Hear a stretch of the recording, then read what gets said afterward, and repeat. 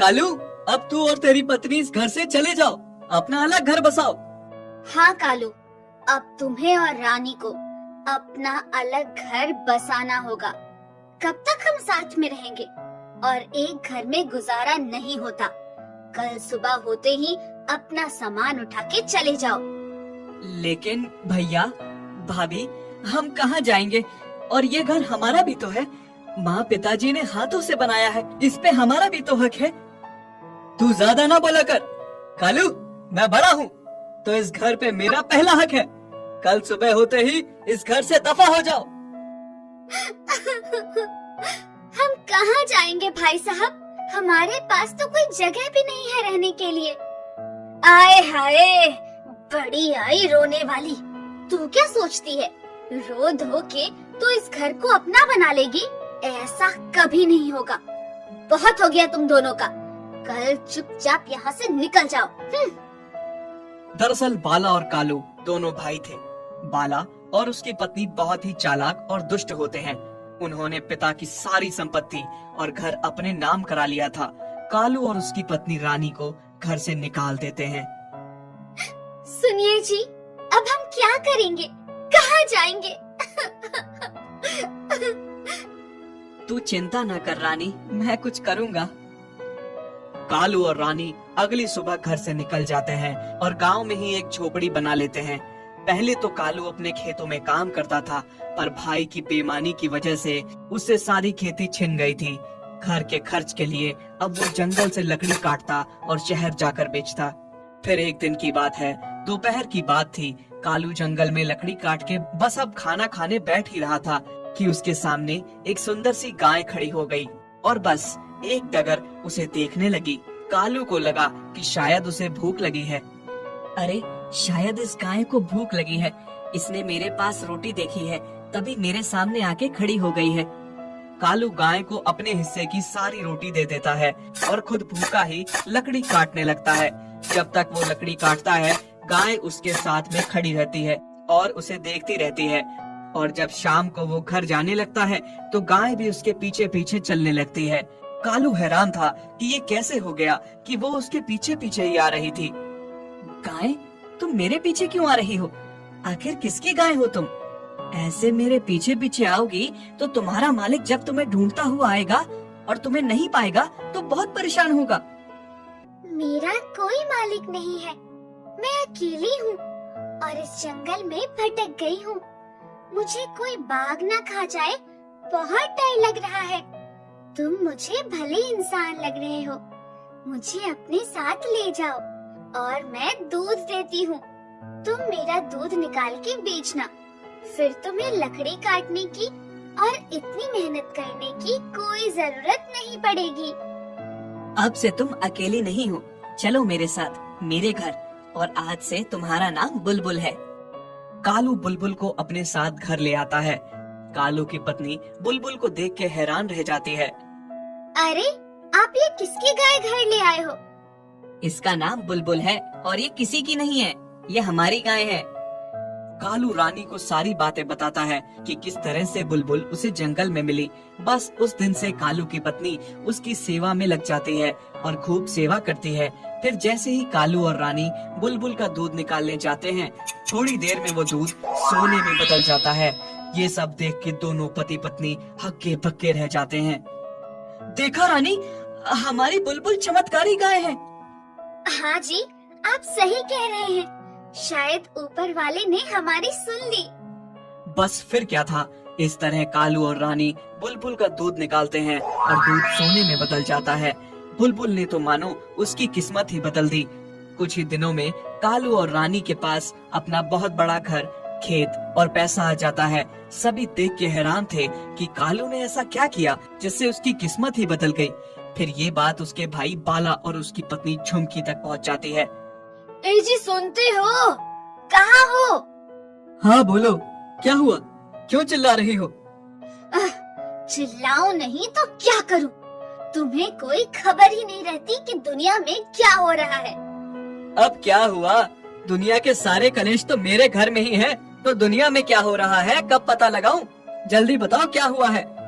तुम्हारे भाई का कारोबार देखा तुमने? कहां से कहां पहुंच गया है। मैं कहती हूँ आखिर ऐसा क्या किया उसने। थोड़े दिन पहले निकाला था उसे घर से और उसने ऐसा क्या किया जो आज गांव में सबसे अमीर बन गया है। ये मेहनत तो हो ही नहीं सकती। जरूर इसके पीछे कोई चमत्कार है। तुम सही कह रही हो, पर ऐसा किया क्या होगा उसने? अब हमें बताएगा भी नहीं। हमने उसे घर से जो निकाला था। तुम्हारा भाई बहुत भोला है। बातों में फंसाओगे तो फंस जाएगा। तुम सही कह रही हो। उसके घर चल के उससे बात करते हैं और फिर अपनी बातों में फंसा के उससे उगलवा लेंगे सारी सच्चाई। शाम को झुमकी और बाला कालू के घर जाते हैं। उसे बातों में फंसा के वो उससे सच जानना चाहते थे। कालू कुछ हद तक उनकी बातों में फंस जाता है और उन्हें जैसे ही बताने वाला होता है कि वो भाई मेरी इस तरक्की के पीछे मेरी गायें। जैसे ही कालू बताने वाला होता है, रानी उसे रोक लेती है। अरे भाई साहब, हमारी इस तरक्की के पीछे बस हमारी मेहनत है और कुछ नहीं। आप भी मेहनत करोगे तो बहुत कमाओगे। बाला और झुमकी के जाने के बाद कालू रानी को बोलता है कि तूने मुझे बताने से क्यों रोका? ये आप क्या कह रहे थे? आप नहीं जानते उन्होंने हमारे साथ क्या किया है? अगर वो जान जाते हमारी तरक्की का राज हमारी बुलबुल है, तो वो किसी भी हाल में बुलबुल को हमसे छीन लेते। हमें ये बात भाई भाभी को तो क्या, किसी को भी पता नहीं चलने देना है। तुम ठीक कह रही हो। उधर बाला और झुमकी परेशान थे कि उन्हें कालू की अमीरी का राज पता चल सके। ये जी सुनो, कालू कुछ गाय के बारे में बता रहा था, लेकिन रानी ने बात को बीच में काट दिया। पता नहीं क्यों मुझे सारी बात उस गाय से जुड़ी हुई लगती है। अच्छा, अगर ऐसी बात है तो मैं आज रात को ही पता लगा लूंगा। बाला रात के समय कालू की गौशाला में घुस जाता है और चुपके से देखने लगता है। जैसे ही कालू और रानी दूध निकालने आते हैं और दूध सोने में बदलता देख बाला की आंखें फटी की फटी रह जाती हैं। फिर घर आके वो सारी बातें झुमकी को बताता है। हाय राम, ये क्या कह रहे हैं आप? क्या सच में आप ये सब देख के आए हैं?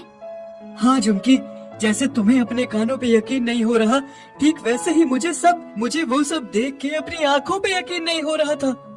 झुमकी और बाला कालू और रानी से वो गाय छीनने की तरकीब बनाते हैं। वो सोचते हैं कि गाय चुरा कर तो हम यहाँ रख नहीं सकते कालू और रानी के सामने, लेकिन गाय चुरा कर अच्छे दामों पर बेच तो सकते हैं ना। आज रात को हम गाय चुरा कर माल गाड़ी में ले जाकर दूसरे गांव के सेठ को बेच आएंगे। रात को बाला और झुमकी कालू की गौशाला में पहले से ही छुप जाते हैं। जैसे ही कालू और रानी बुलबुल से सोने का दूध निकाल के ले जाते हैं, रात को मौका पाते ही बाला और झुमकी बुलबुल को चुरा कर ले जाते हैं। पर बुलबुल को चुराते हुए पड़ोसी देख लेते हैं। फिर अगले दिन सुबह सुबह जैसे ही कालू बुलबुल को चारा देने आता है, वो बुलबुल को नहीं पाता। हाय राम, मैं तो लुट गया। रानी भागती हुई आती है। क्या हुआ जी, आप क्यों रो रहे हैं? रानी, हमारी बुलबुल को कोई चुरा के ले गया, हम बर्बाद हो गए। ऐसा कैसे हो सकता है? कौन ऐसा कर सकता है? हमारी बुलबुल को कौन हमसे छीन सकता है? तभी कालू का वही पड़ोसी आ जाता है जिसने रात को बाला और झुमकी को बुलबुल को चुराते हुए देखा था। कालू भाई, मुझे तुम्हें कुछ बताना है। रात को मैं जब बाहर टहल रहा था, तभी मैंने देखा आपका बड़ा भाई और भाभी आपकी गाय को चुरा के ले जा रहे थे।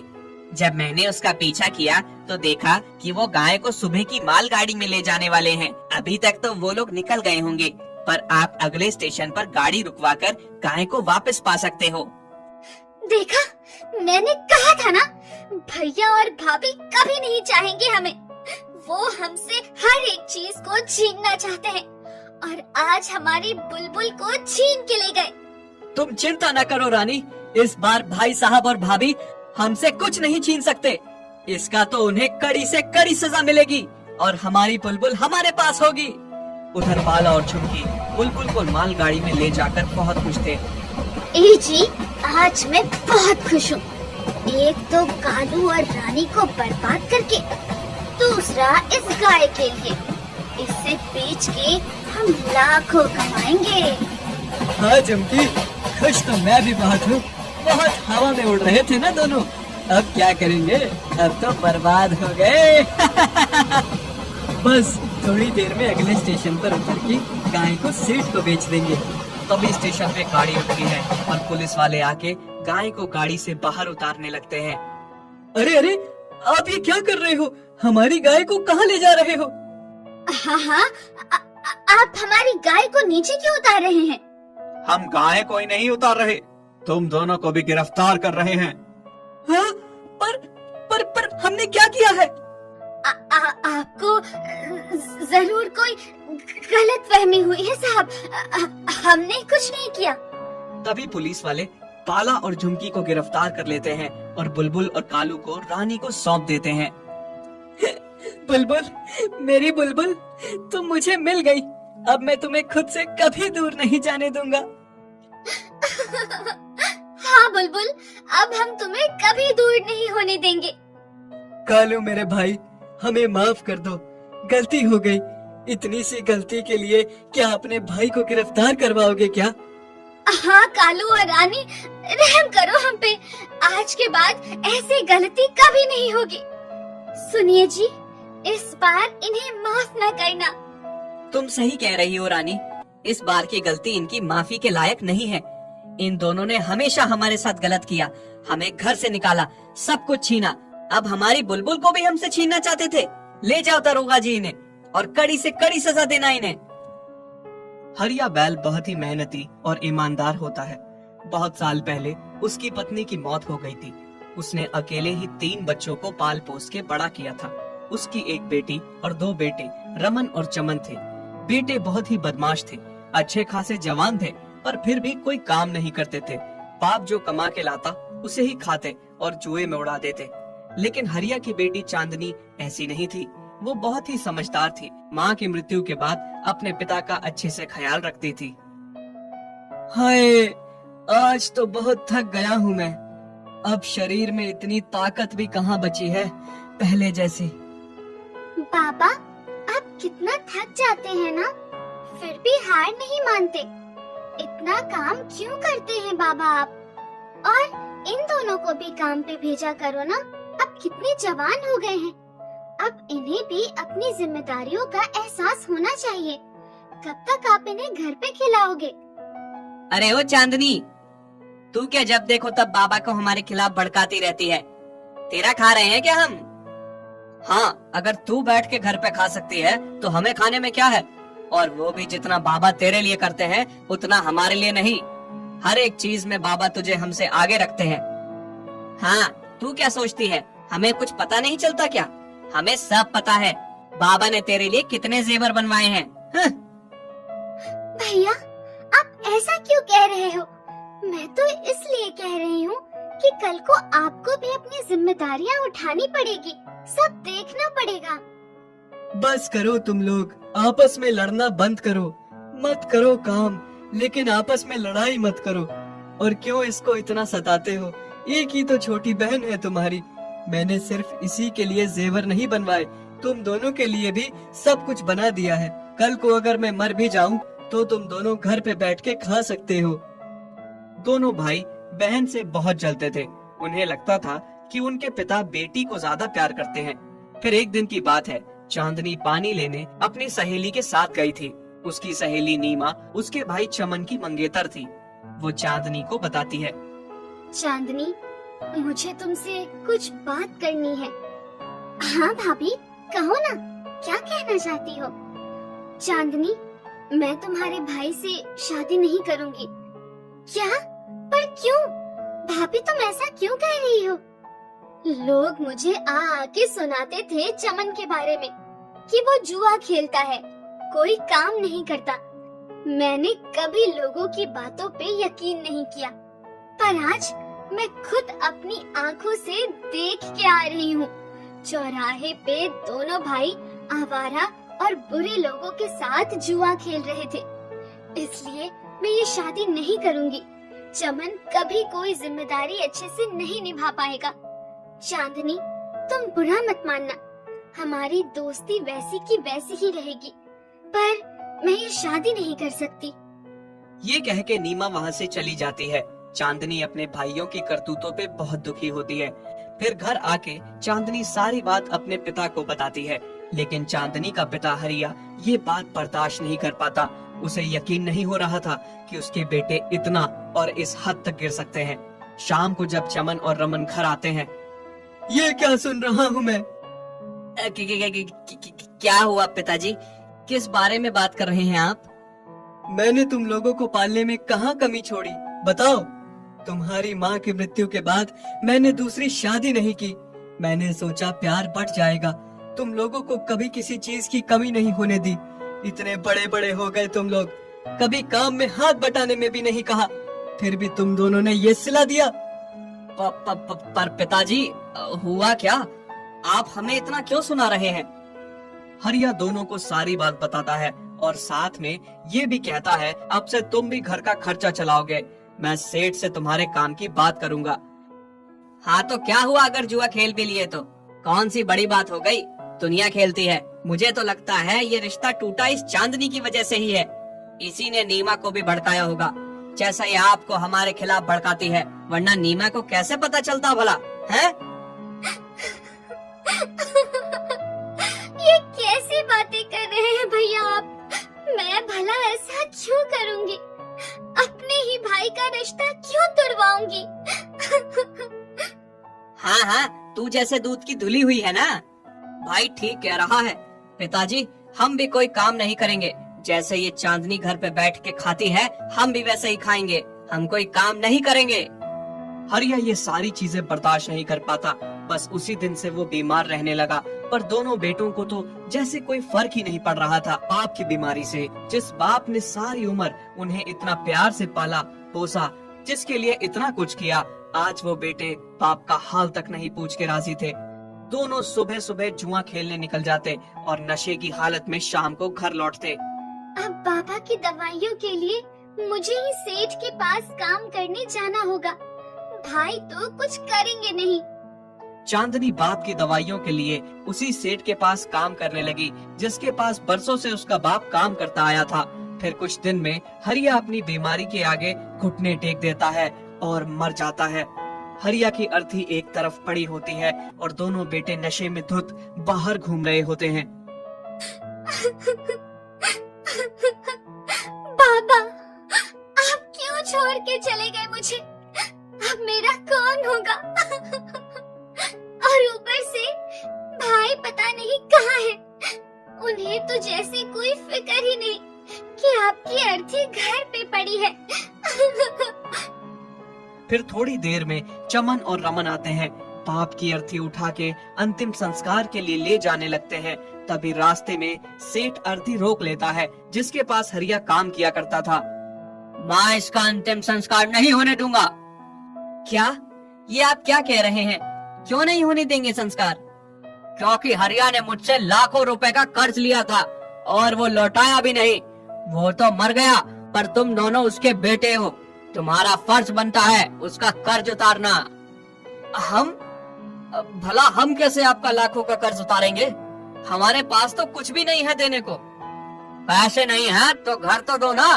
तुम्हारे पिता ने मरने से पहले तुम दोनों के लिए नया घर बनवाया है। उन्हें बेच के मेरे पैसे पूरे करो, वरना मैं अर्थी को एक कदम भी आगे नहीं बढ़ने दूंगा। क्या? घर बेच दे हम? क्यों घर बेचे? हमने थोड़ी ना कर्जा लिया था। घर बेच देंगे तो खुद क्या करेंगे? हम घर नहीं बेचने वाले, भले ही संस्कार हो या ना हो। हम अर्थी नीचे छोड़ रहे हैं। पीछे खड़ी चांदनी जब से सब सुन रही थी तो वो बहुत दुखी होती है और जल्दी से घर जाकर वो सारे गहने ले आती है जो उसके पिता ने उसकी शादी के लिए बनवाए थे। सेठ जी, ये लीजिए, ये गहने रख लीजिए। बाकी के पैसे मैं आपके पास काम करके चुका दूंगी, पर मेहरबानी करके मेरे पिता की अर्थी न रोकिए। उनका अंतिम संस्कार होने दीजिए। सेठ कहने नहीं लेता और कहता है, बेटी, मैं तो बस आजमा रहा था कि हरिया के बेटों में जरा भी शर्म है या नहीं, लेकिन उनमें तो बिल्कुल भी शर्म नहीं है। हरिया ने मुझसे कहा था कि उसे पता चल गया था कि उसके बेटे नालायक हैं, इसलिए उसने कहा था जब वो मर जाए तो मैं तुम तीनों को परखूं। जिन बेटों के लिए उसने क्या कुछ नहीं किया, आज उन्होंने ये सिला दिया। सेठ बताता है हरिया ने उससे कोई कर्ज नहीं लिया, बल्कि उसने हरिया के लाखों रुपए देने हैं। और इन लाखों रुपयों के हकदार चांदनी बेटा तुम ही हो, ये दोनों नहीं। क्या? ऐसा कैसे हो सकता है?